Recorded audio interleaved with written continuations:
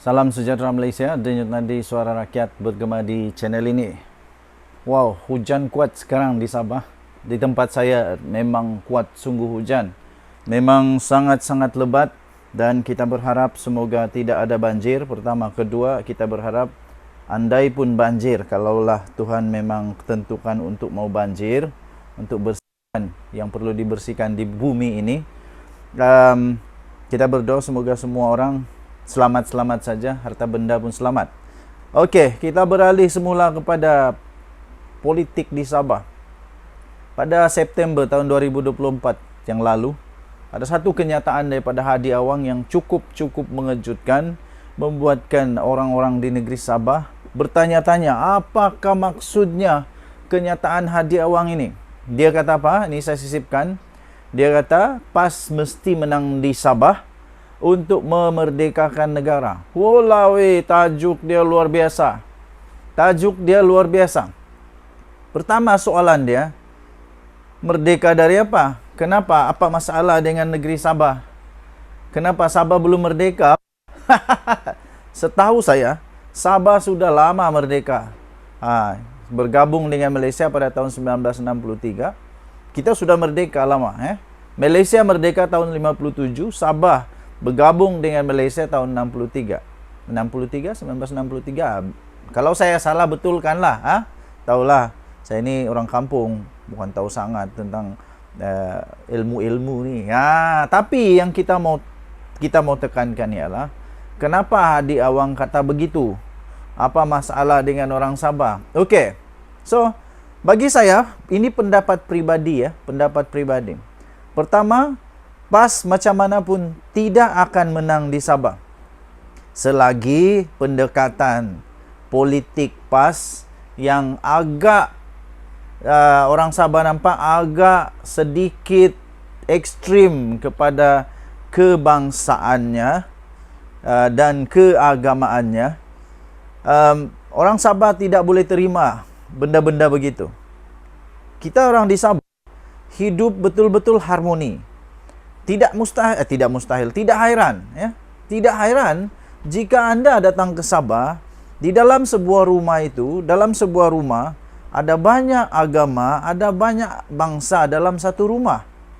Kerana memang di Sabah sudah lama budaya Sabah, tradisi orang Sabah, kawin campur itu biasa. Jadi dalam satu keluarga itu campur-campur. Biasa. Tapi kami hidup harmoni. Orang boleh ibadah sebelah menyebelah. Rumah sebelah ibadah Islam. Lepas tu rumah sebelah ibadah Kristian. Biasa, tiada masalah di Sabah.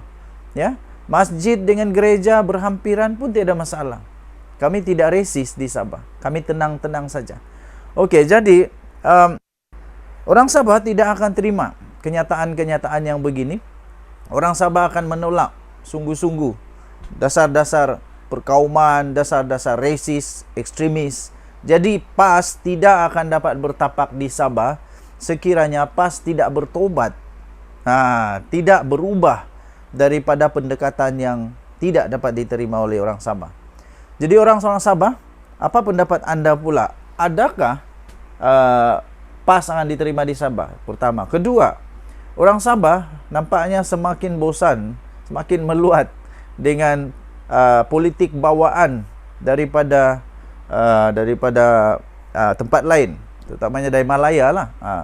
Kita sudah bosan. Tapi itulah betul. Kemarin saya ada tengok TikTok daripada Datuk Vedron Bahada di Parlimen. Dia buat TikTok secara live ketika rehat. Saya sangat-sangat setuju. Dia kata sebenarnya masalahnya bukan hanya kepada parti dari Malaya, tetapi kerana pemimpin Sabah juga sendiri bermasalah. Pertama, kedua, rakyat Sabah sendiri pun bermasalah. Kalau betul-betul tidak mau, janganlah undi diorang. Begitu, janganlah undi diorang. Tapi ini tetap undi juga. Selagi undi, selagi itu diorang dapat berkuasa lah. Jadi bukan juga salah daripada sana 100% gitu. Jadi kalau tidak mau adanya pengaruh, adanya bawaan politik daripada Malaya, janganlah undi politik dari Malaya. Begitu.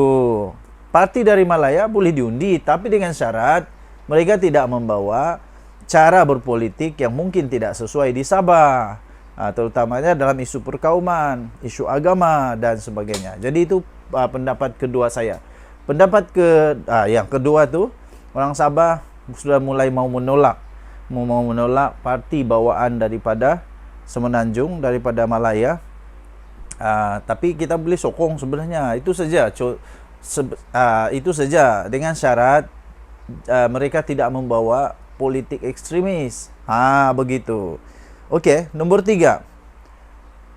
Pendapat saya tentang PAS pula. Pendapat saya tentang PAS ialah belum ada pemimpin yang betul-betul dapat membuka hati, dapat membuka perasaan, dapat membuka minda, dapat membuka perasaan untuk orang-orang Sabah betul-betul mau mengundi, betul-betul mau memilih, percaya kepada kemampuan parti PAS ini. Jadi macam mana kami mau pilih kalau di Semenanjung pun, di Malaya pun tidak terurus, apalagi mau mengurus Sabah lagi. Apalagi mau mengurus Sabah. Kalau tempat sendiri tidak boleh diurus, apalagi tempat orang. Jadi susah. Tidak ada kepimpinan yang betul-betul nampak. Tidak ada orang-orang yang betul-betul pemimpin yang berjiwa betul-betul majmuk, betul-betul ingin menyatu padukan rakyat Malaysia. Yang kita lihat ada saja di mana-mana PAS datang, orang-orang yang orang-orang yang terutama di Sabah lah, maksud saya di Sabah. Kita melihat, ini bikin takut. Begitulah, orang rasa semakin risau, gelisah. Okey.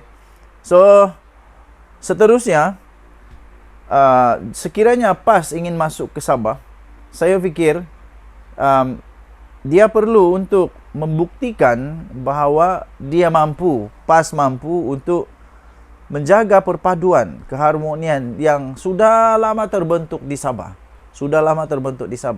Selagi dia tidak dapat membuktikan, yang setakat ini mereka gagal membuktikan dapat menyatu padukan, selagi mereka tidak dapat membuktikan itu, saya fikir orang Sabah akan tolak, harus tolak dan patut tolak dan wajib tolak politik yang tidak betul. Okey? Tapi itu pendapat saya. Jadi kalau ditanya, adakah saya akan undi PAS? Undi adalah rahsia. Undi adalah rahsia. Mana boleh kau beritahu kau undi siapa? Nanti kita tangkap, bahaya tu. Jadi apapun, orang-orang Sabah semakin bijak, semakin pandai membuat keputusan. Denyut nadi suara rakyat bergema di channel ini. Jangan lupa tekan butang subscribe, like dan share. Malaysia kita punya. Cintai Malaysia aku, kita jaga kita. Bye-bye.